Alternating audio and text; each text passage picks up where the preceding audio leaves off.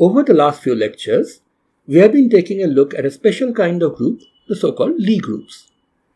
And as we have seen earlier, the Lie algebra of a Lie group essentially is what you get when you move slightly away from the identity on the manifold of elements of the Lie group. Or to put this in more technical terms, the Lie algebra of a Lie group is the tangent plane of the group manifold at the identity. And the tangent plane, as always, in differential geometry is a vector space. And for an n-Lie group, n-dimensional Lie group, that is a Lie group which is described by n smoothly defined parameters, the Lie algebra is an n-dimensional vector space. Now, a full appreciation of this idea requires you to be pretty well conversant with the notion of differentiable manifolds, the differential structure on such manifolds, the tangent planes in general, and other differential geometric concepts which many of you may not be familiar with. So for the rest of these lectures, what I'm going to do is simplify things somewhat by looking at matrix Lie groups, which are a subset of all Lie groups, but they are quite important, and there are plenty of examples of useful groups which are actually matrix Lie groups. Now, the concept of Lie algebras can be expressed in more elementary terms if you just stick to matrix Lie groups. So, for a matrix Lie group, which is a Lie group of n by n invertible matrices, the corresponding Lie algebra of capital G, which we denote Lie of G or with a curly kind of small g, is the space of all small n by small n matrices capital X, such that e to the power t times x belongs to capital G for t belonging to R. So note that the concept of a tangent plane and other differential geometric concepts are no longer needed. All you need to be able to work with is the concept of exponentiation of a matrix, which is a standard notion from linear algebra, and for finite dimensional set of matrices, the exponentiation of a matrix is a pretty straightforward standard thing to do, and I'm sure you have all studied exponentiation in previous classes. So the advantage of dealing with matrix Lie groups is we can talk about the notion of Lie algebras without invoking fancy differential geometry concepts. All we have to do is to understand which matrices exponentiated after multiplication by an arbitrary real parameter t gives you an element of the group that you're looking at. Now let me issue a word of warning here. While it is true that e to the power t capital X has to belong to the group capital G if capital X is in the Lie algebra of the group, the converse, however, is not necessarily true. Not all elements of capital G may be of the form e to the tx for x belonging to the Lie algebra. To just understand this through an example, let us take a look at two Lie groups which we have actually seen earlier. There is the group SO2 of rotations in a plane and the group O2 of all orthogonal transformations in a plane. They actually have the same Lie algebra. Of course, SO2 and O2 share the same identity, which is a standard 2x2 identity.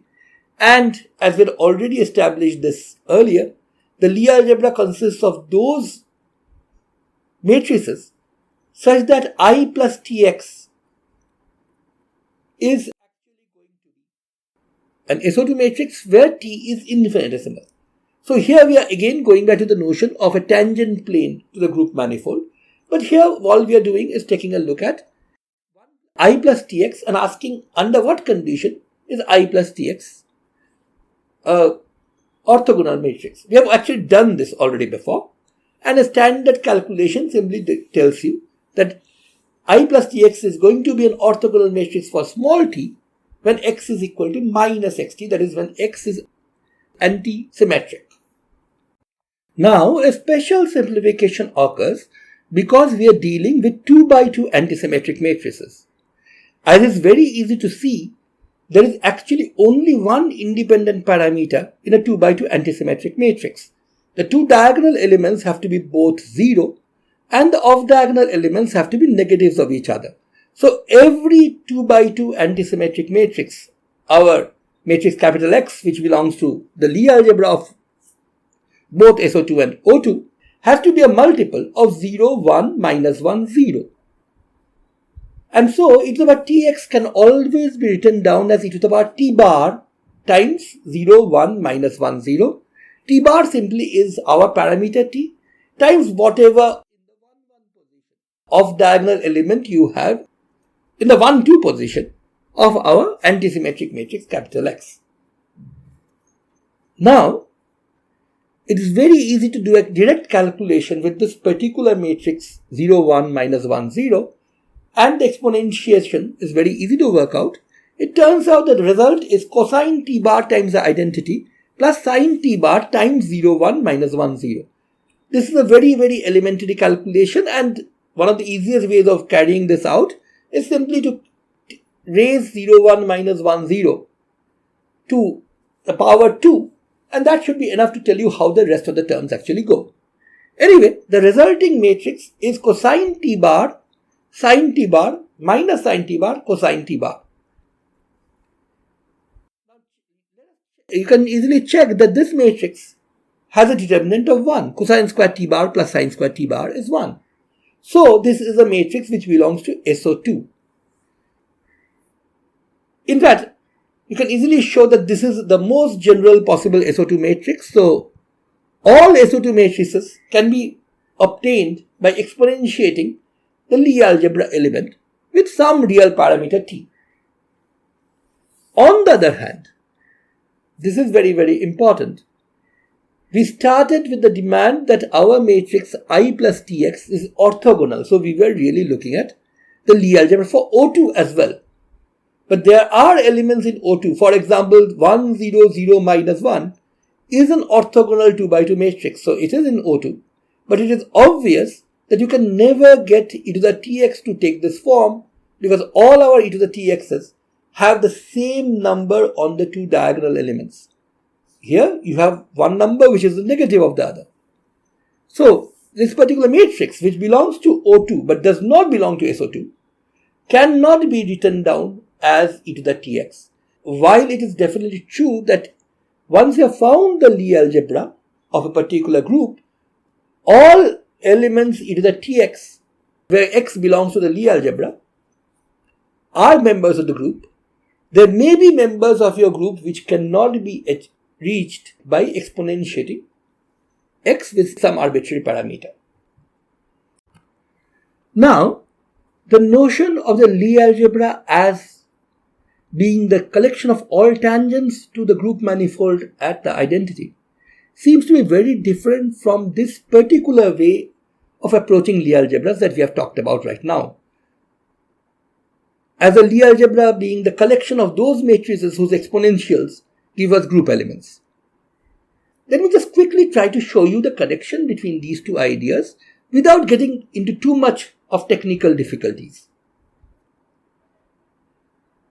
We will need one notion from differential geometry, which is if you have a manifold which is just some space and you have a collection of curves which go through a point in that space,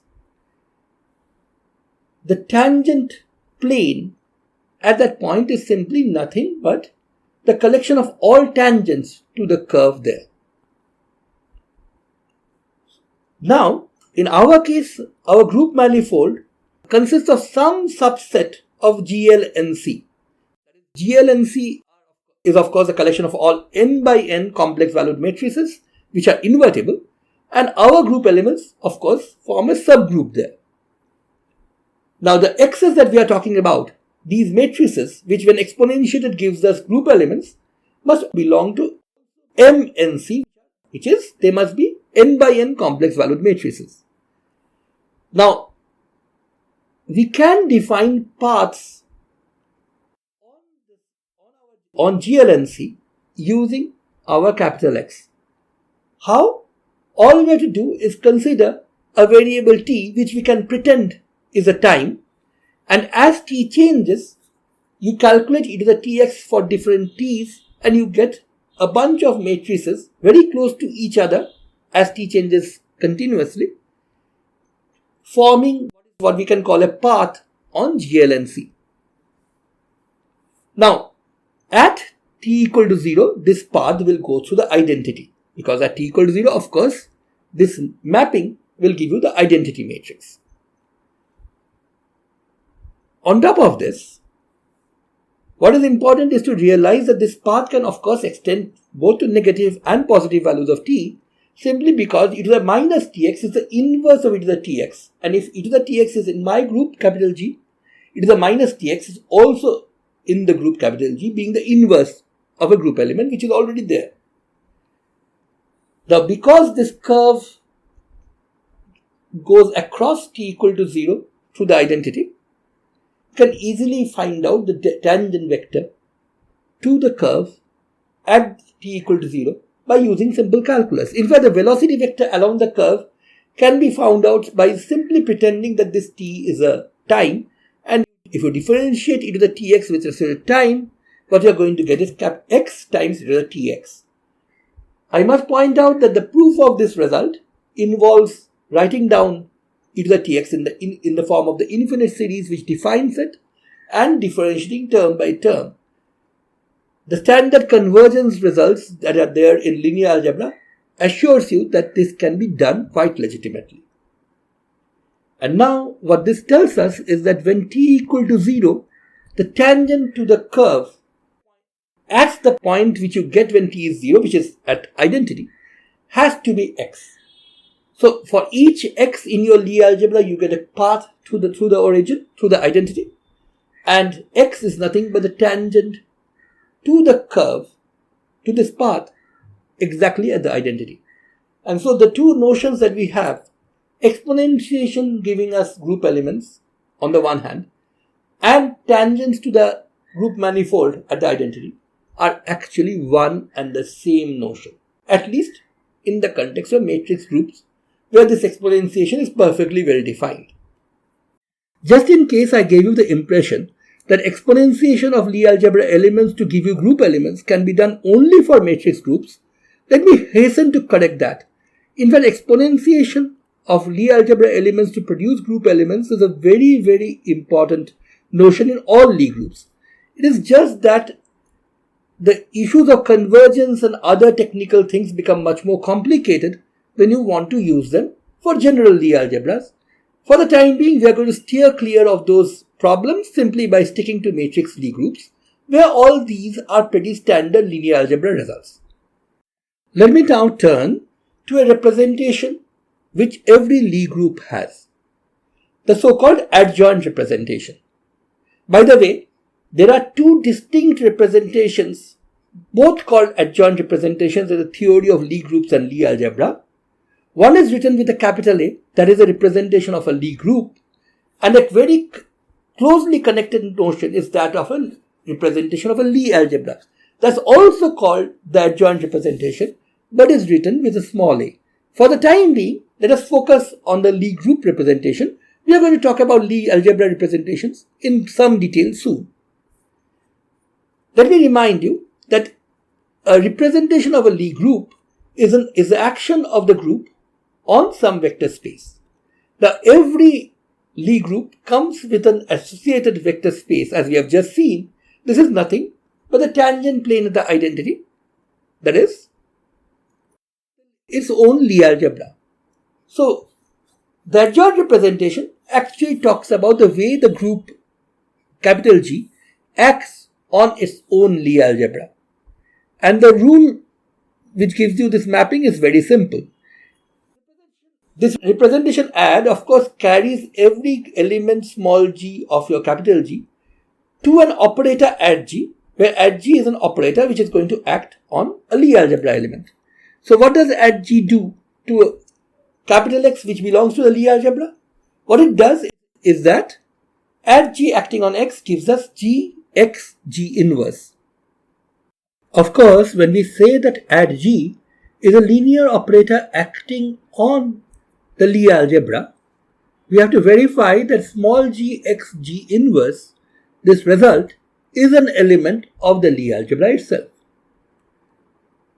It is easy to see that g x g inverse is well defined simply because G is an invertible n by n matrix and capital X is some n by n matrix So Gx G inverse makes perfect sense. It is an n by n matrix, but we have to verify that this actually belongs to the Lie algebra, Lie G.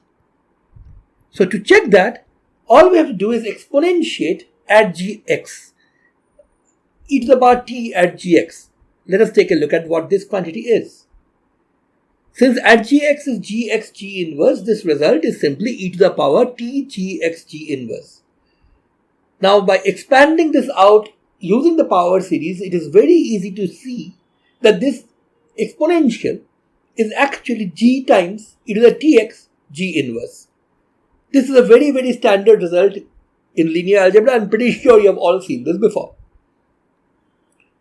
And so, the resulting object is a product of three elements, each of which are in the Lie group. So the product, of course, is in the Lie group. So for all real small t, it is what t at Gx is in the Lie group, and hence at Gx is also an element of the Lie algebra. This completes the proof that at G is a map from the Lie algebra to the Lie algebra. It's pretty easy to see from the definition itself that it is linear, but what we still need to show is that this particular map is a homomorphism. The way we show that is simply by letting at G1, at G2 act on capital X. This of course means at G2 gets to act on capital X first, and then at G1 acts on the result. At G2 acting on capital X, according to our definition, is G2 capital X G2 inverse, and at G1 acting on that is simply G1 times this G2x G2 inverse times G1 inverse.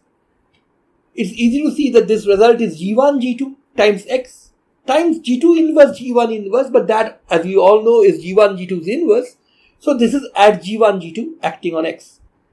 Since this works for all Lie algebra elements capital X, it follows that at G1 times at G2 is add G1 G2, which is what we need to establish that this map add, which maps group elements small g into linear operators acting on the Lie algebra, is actually a homomorphism.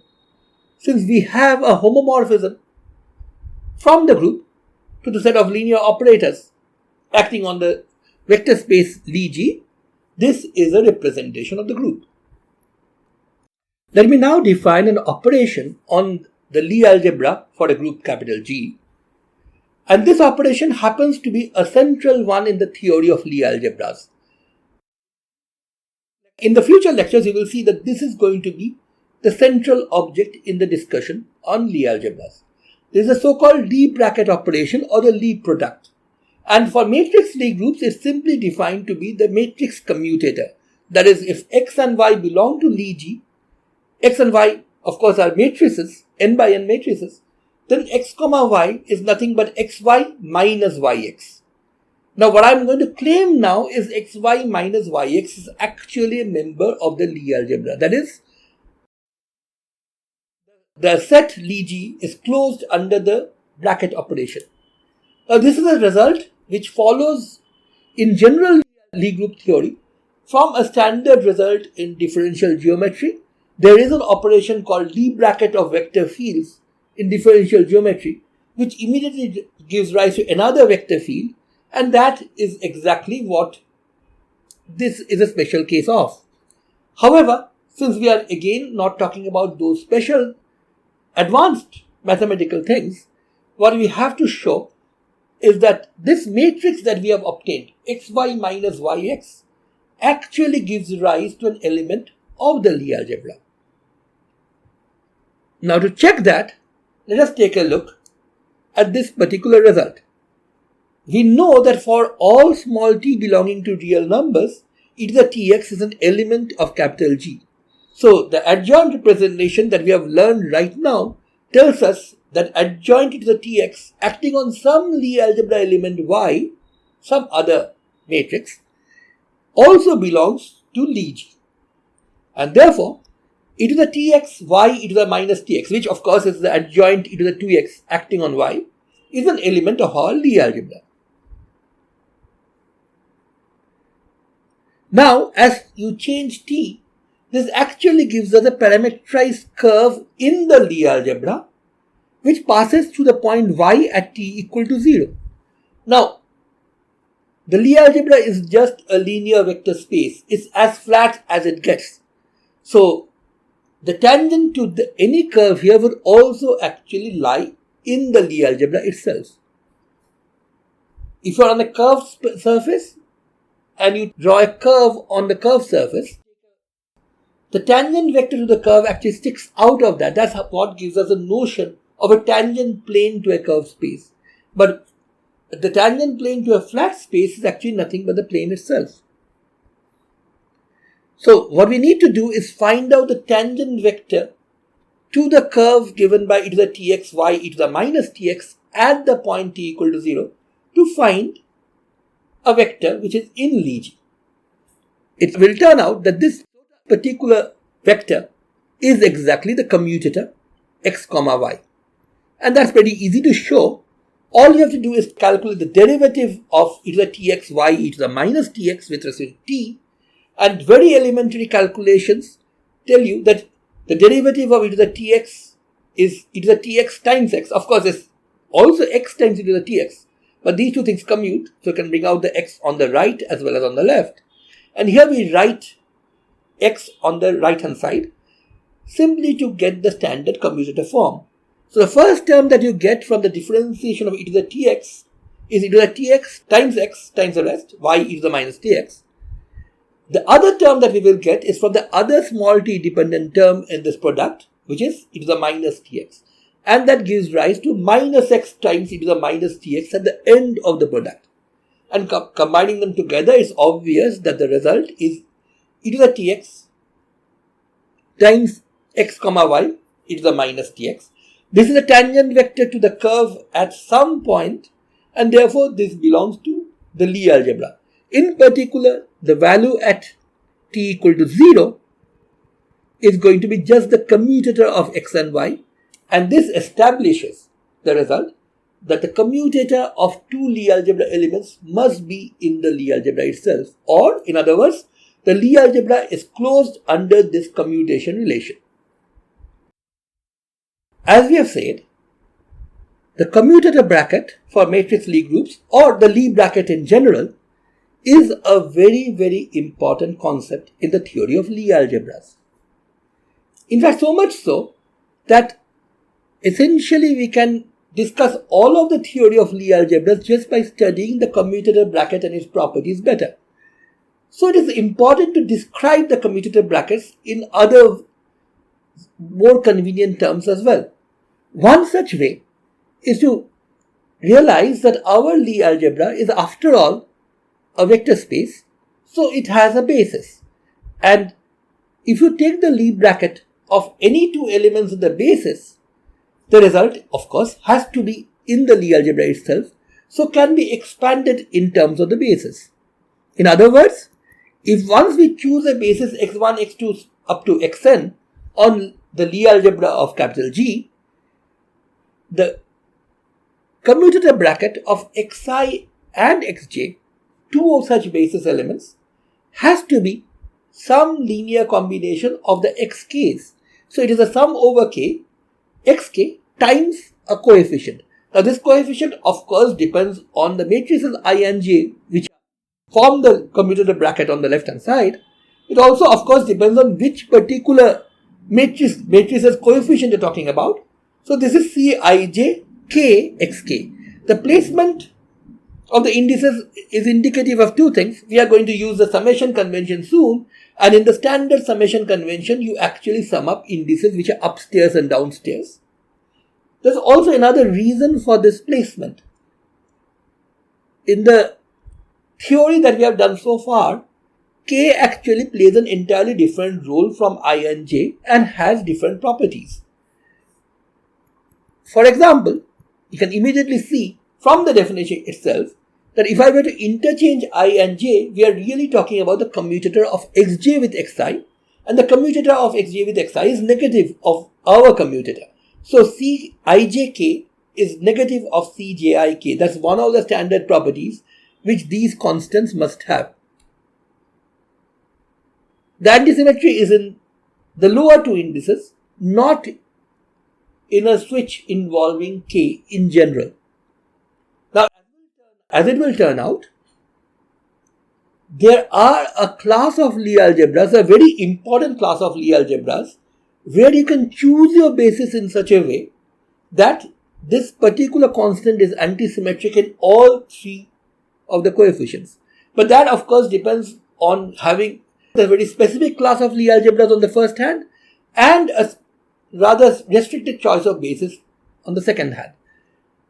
In general, the index k is quite different from I and j in behavior, and it is rather important, at least at this stage, to write k separately. So that's why this expression has been written with k as a superfix, not a power, of course, but as a superfix.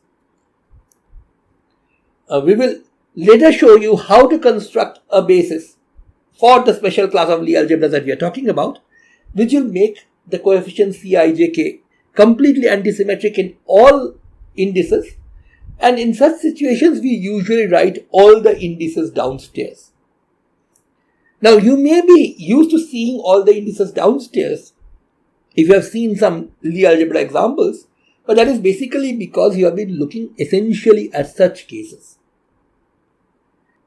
Now, these constants, of course, define the commutator between any two basis elements, and through the linearity of the commutator in both its input matrices, it follows that if you know the commutator bracket of all the basis vectors, you essentially know the commutator bracket between any two elements of the Lie algebra.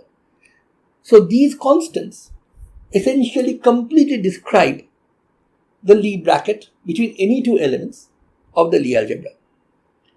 And so they are what determines the structure of the Lie algebra and are appropriately called structure constants. In later work, we will see that the structure constants play an immense role in the theory of Lie algebras and their representations. To make the discussion a bit more concrete, let us take a look at the Lie algebra of a particular group. We are going to talk about the orthogonal group ON, and what we are going to try to calculate is its Lie algebra. So let X belong to the Lie algebra of ON, which, by the way, is often denoted by small o n. So this is a very standard convention. Small letters are used to describe Lie algebras, whereas capital letters are used to describe the corresponding Lie groups.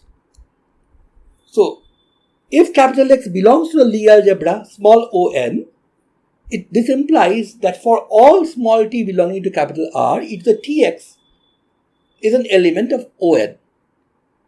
And that means, of course, that e to the tx multiplied by its transpose gives you the identity. That, of course, is a definition of what On is. It is a very easy matter to check that e to the tx's transpose is the same as e to the t times x transpose. So what we really have is e to the tx times e to the txt equals in.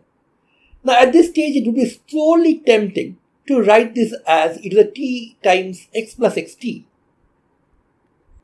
equal to the identity, and from that claim that x plus xt must be 0 and hence x must be antisymmetric. However, that argument has a loophole. Notice that e to the tx and e to the txt are two matrices, and for matrices, the exponential power law for products does not necessarily always work. E to the a times e to the b is in general not equal to e to the a plus b. Rather, e to the a plus b is e to the a times e to the b only when the matrices a and b commute. At this stage, we don't really know for sure that x transpose is minus x, so we don't really know for sure that xt and x commute. So we cannot really rewrite e to the tx times e to the txt as this expression e to the t into x plus xt. However, there's a way out which comes from the fact that small values of t or small changes in t should keep the resulting thing in the Lie group itself. So the derivative is something we can legitimately calculate. ddt of e to the tx times e to the txt must be 0 because it's the derivative of the identity. And now you can simply calculate the derivative using standard rules of derivatives of products of matrices, which is essentially the same kind of rule as products of ordinary functions.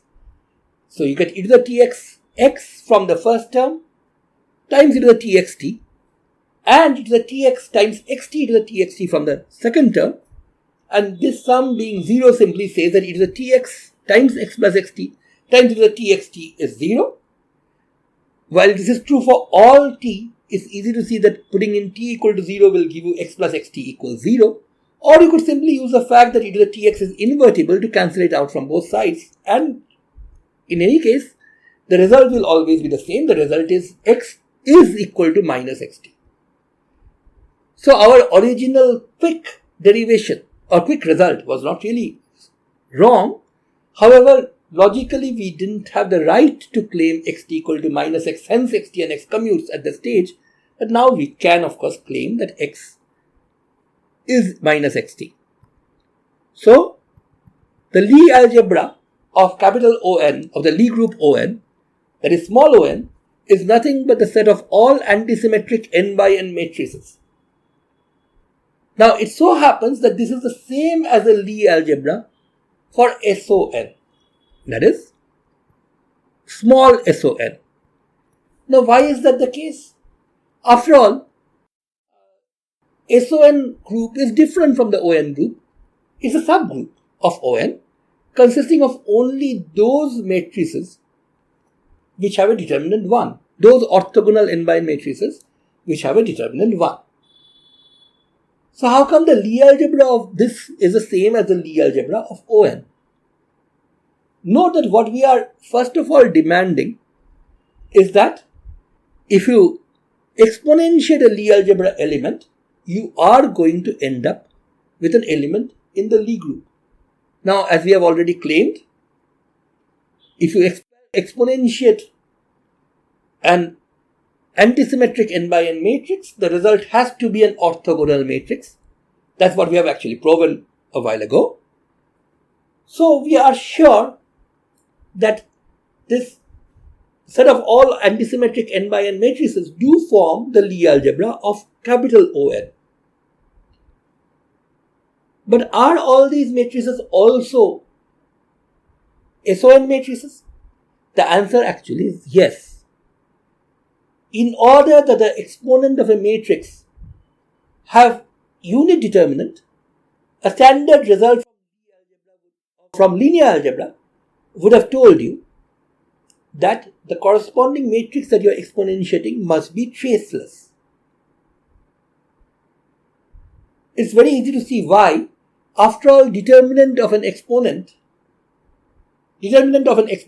matrix e to the power a is nothing but the product of the eigenvalues of e to the a. These eigenvalues of e to the a are nothing but exponentials of the eigenvalues of a. So e to the lambda 1, e to the lambda 2, e to the lambda n, where lambda 1, lambda 2, lambda n are eigenvalues of a. So determinant is a product, so that's e to the lambda 1 plus lambda 2 all the way up to lambda n. If this is equal to 1, this immediately tells me that lambda 1 plus lambda 2 up to lambda n, the sum of all the eigenvalues of capital A has to be equal to 0. But the sum of all the eigenvalues of capital A is nothing but the trace of capital A. So what we have here is trace of capital A must be 0 if e to the A has determinant 1. So it might seem to you that we should add this additional constraint on the set of all antisymmetric n by n matrices, that the trace has to be 0 in order to arrive at the Lie algebra of SON. However, let me just remind you that the diagonal elements of all antisymmetric matrices have to vanish, and as a result, the trace of all antisymmetric n by n matrices are automatically 0.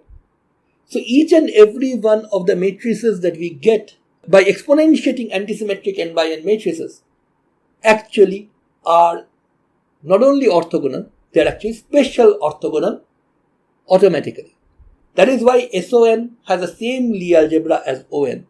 And as we have seen already before in the case of O2 versus SO2, exponentiation of the Lie algebra elements will give you only SON elements.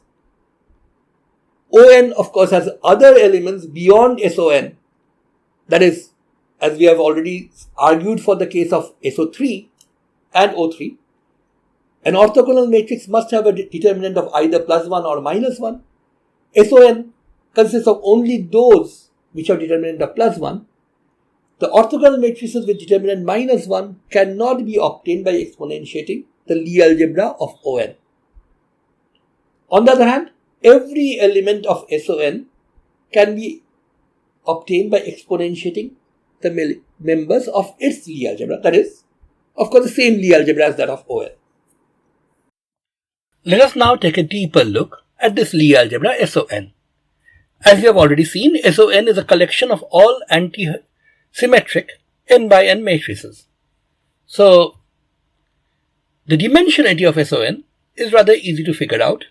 The number of independent components a given SON matrix can have is easy to calculate. There are n square elements in an SON matrix. In the first place, however, n of them are on the diagonal and they are all 0, so you are left with n square minus n. Of these, if you know one half of them, say the half above the diagonal, the half below the diagonal is automatically determined. What that means, of course, is that only half of n square minus n independent components are there in a given SON matrix. And what that means, in terms of the dimensionality of SON, is that SON is an n square minus n by 2 dimensional vector space. A quick check can be easily done for SO2, which we know is one dimensional. T square minus 2 by 2, 4 minus 2 by 2 is of course 1. And SO3, we have seen this before, is 3 dimensional. And that also is borne out by this formula, 3 square minus 3 by 2 is 3. Okay, now that we have determined that this is a vector space with n square minus n by 2 basis vectors, let us take a look at a possible choice of basis vectors. It is easy to figure out that all the n by n anti-symmetric matrices can be written down as a linear combination of some basic n by n anti-symmetric matrices, which we have denoted by epsilon jk here. And here j and k run over 1, 2 up to n with the condition that j is less than k. It's easy to verify that that means that you have exactly n into n minus 1 by 2 pairs of such indices j and k, just the number of ways you can choose 2 elements out of n. And these epsilon jk's are matrices which are themselves antisymmetric, and they are basically elementary antisymmetric matrices in the sense that they have very, very simple elements, essentially ones and zeros. Let me just illustrate this for 3 by 3 matrices for SO3. Basically, one antisymmetric SO3 matrix that I can immediately write down is this one.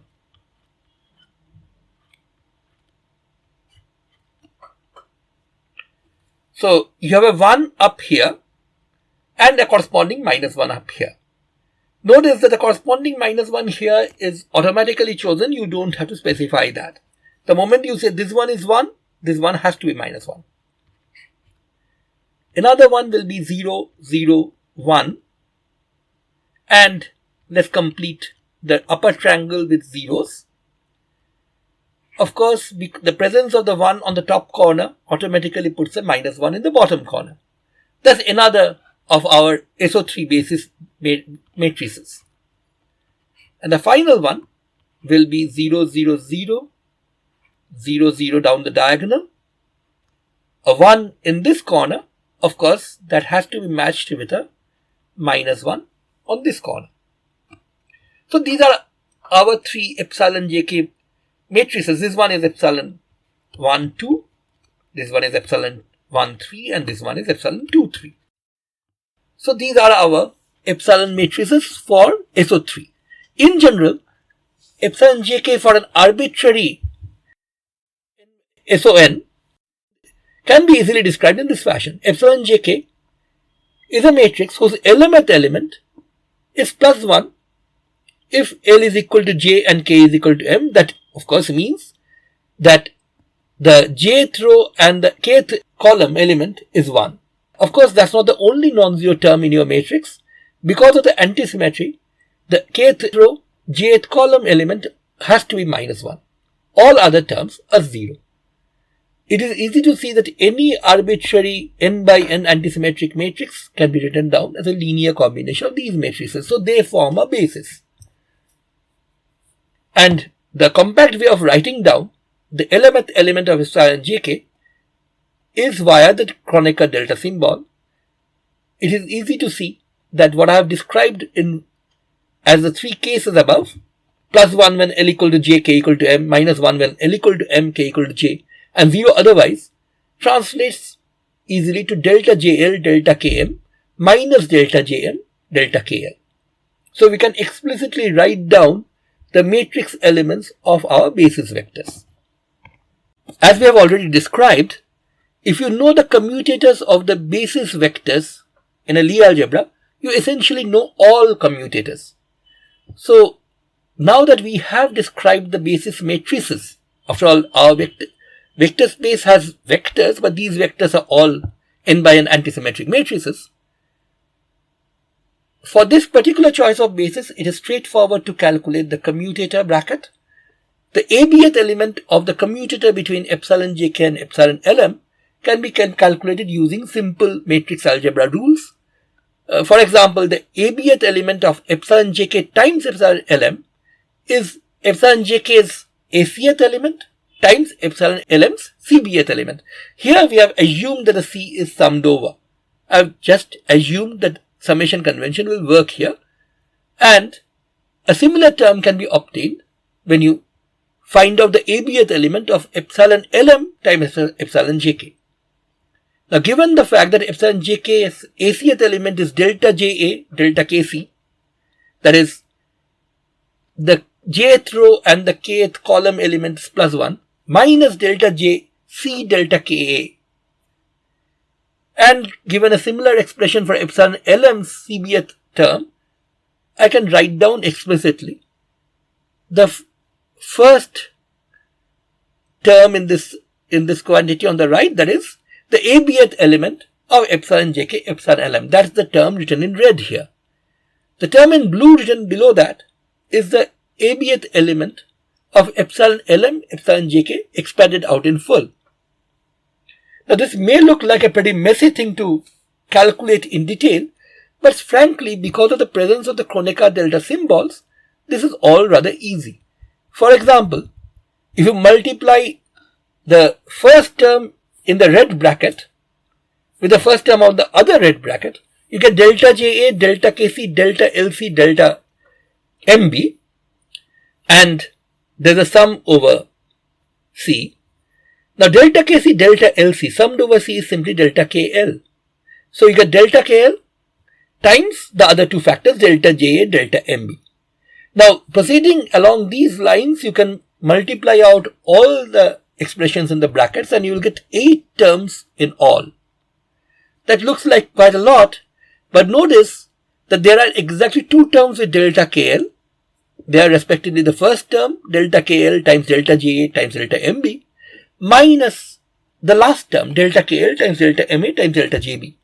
So if you take delta kl, the factor out common, you get delta ja delta mb minus delta ma delta jb. Notice that these are the terms with a and b, and that is nothing but epsilon jm's abth element.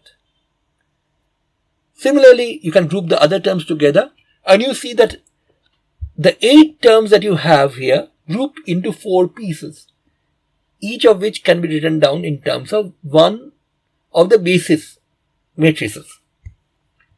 So finally, the commutator between epsilon jk and epsilon lm turn out to have this particular form: delta kl epsilon jm plus delta jm epsilon kl minus delta km epsilon jl minus delta jl epsilon km. Looks pretty complicated, but it's pretty easy to actually remember this. If you just remember one thing, the first term, delta kl epsilon jm, has a plus sign. And then you have to use the fact that this quantity, the commutator bracket, is antisymmetric in j and k. So if you flip j and k, you're going to get a minus sign. It's antisymmetric in L and M. If you flip L and M, you're going to get a minus sign. If you flip both of them, you get the term with a plus sign. So that actually helps you to write down the other terms pretty easily. It is really rather easy to write this down from memory because you only have to remember one term. For those of you who have seen the Lie algebra of the Poincaré group before in one of our discussion classes, you may very well have noticed the big similarity between this particular commutator and the commutator we had between the angular momentum and boost generators there. And the reason actually is not far to find. In the Lorentz group, the transformations involved actually are pretty close to our SON group elements here. SON preserves the sum of squares of n coordinates. Lorentz group preserves a weighted sum with plus and minus signs. Actually, x0 square minus x1 square minus x2 square minus x3 square. Algebraically, they are rather similar. And the similarity can be seen in the commutator brackets of the basis elements for the Lie algebra. As for the structure constants, you can easily read them off. At least the non-zero ones, you can easily read them off from this expression. So this is a rather complete description of the Lie algebra of the group SON. That is, the Lie algebra small SON, which also, by the way, is the Lie algebra ON. Another very important Lie algebra in physics is the Lie algebra of the Lie group SUN, small SUN. Many of you may have already heard of this in the context of particle physics, field theory and stuff like that. As we have already explored these Lie algebras before in terms of deviations from the identity, and it is pretty easy to use our techniques that we had talked about a bit earlier in terms of exponentials of matrices to establish these results. I'm just going to remind you that UN is a set of all anti-Hermitian n by n matrices. SUN is actually a sub-algebra of this. It's a set of all anti-Hermitian traceless n by n matrices. So you have to add the tracelessness condition to get the Lie algebra of SUN. Contrast this with the connection between ON and SON. The ON Lie algebra consisted of antisymmetric n by n matrices. Of course, these were real valued matrices. You did not have to add tracelessness as an additional condition simply because all antisymmetric real matrices are automatically traceless. In this case, however, you have to add the tracelessness condition for the SUN Lie algebra elements simply because of the fact that SUN, the group, consists of unimodular matrices with determinant 1, and as a result, the trace of the Lie algebra elements have to be 0. This tracelessness is not implied by anti-Hermitianity as it was by antisymmetry. All that an anti-Hermitian matrix dictates about the diagonal elements is that they have to be purely imaginary, not necessarily 0. So this additional constraint has to be put in. Now what about the dimensionality of these vector spaces? Well, for UN, we are talking of anti-Hermitian n by n matrices. In this case, you have once again n square minus n by 2 elements above the diagonal which dictate what the elements below the diagonal are going to be. But you have to double that because each of these n square minus n by 2 elements are actually complex numbers. So each of them correspond to 2 real numbers. So for the off-diagonal elements, you have n square minus n independent parameters. The diagonal elements are all purely imaginary. So they essentially give you 1 real number each. So that gives you a total dimensionality of n square minus n plus n, and that is n square. Well, what about the dimensionality of SUN?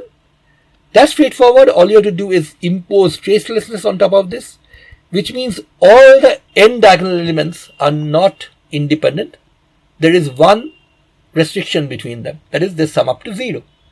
That means the number of independent parameters among the diagonal elements is n minus 1, and so the total dimensionality of SUN is 1 reduced from the dimensionality of UN. So it is n square minus 1. Now there's one very important point here. When we speak of these dimensionalities, what we mean is that we can find out matrices, this many matrices which are independent of each other and which can be linearly combined to give an arbitrary small SUN matrix or an arbitrary small UN matrix, as the case may be. Now, while these matrices are themselves complex matrices, UN and SUN are actually real vector spaces of these dimensions. That is precisely why when you're talking of complex elements, you have to count them twice. Just to illustrate this, let's talk about a very simple case, SU2 and U2. Let's start with U2. For U2, what we know is that a basic U2 matrix will have purely imaginary diagonal elements. So, I times, let's say, alpha and I times beta. So, two diagonal elements which are purely imaginary, two real numbers, alpha and beta. What about the off-diagonal elements? The off-diagonal elements are related to each other. This one, if you call this one gamma plus I delta, this one will be negative of its conjugate, so minus gamma plus I delta. So as we said, the number of independent elements here is actually n square, that is 4, alpha, beta, gamma and delta. But notice that we can write this as a linear combination with alpha, beta, gamma and delta as coefficients alpha times I00 plus beta times, alpha times I000, beta times 000I plus gamma times 0 minus 1 1 0 plus delta times 0 I 0. Now each of the four matrices that we have here are actually anti-Hermitian matrices, and all anti-Hermitian 2 by 2 matrices can be found out by linearly combining these four matrices with real coefficients, and that is what makes U2 a real vector space. Well, for SU2 all we have to do extra is impose the condition of tracelessness. That means this element will be minus I alpha. So beta is no longer an independent parameter, and alpha is instead multiplied not by I000 but by I00 minus I. So this is what makes both U2 and SU2 real vector spaces with dimensionalities 4 and 3 respectively. By the way, it is important to see why you have to use real numbers only. You remember our matrices are all anti-Hermitian. If this were a complex vector space, you would be multiplying the anti-Hermitian matrices by complex numbers. But multiplying an anti-Hermitian matrix by a general complex number does not keep it anti-Hermitian. Multiplying it by a real number does. That is why the coefficients that we use, the scalars that we use when we combine the matrices, have to be real numbers. The matrices themselves can be complex, but that doesn't matter. They are only combined using real numbers. That's what makes them a real vector space. In the coming lectures, we are going to take a look at the general structure of Lie algebras, some basic ideas about their representations, and we will also explore how these representations have significant physical interest. That is, how the Lie algebra of the symmetry group describing a system dictate what kind of states a physical system can have. But that will be in future lectures. Bye for now.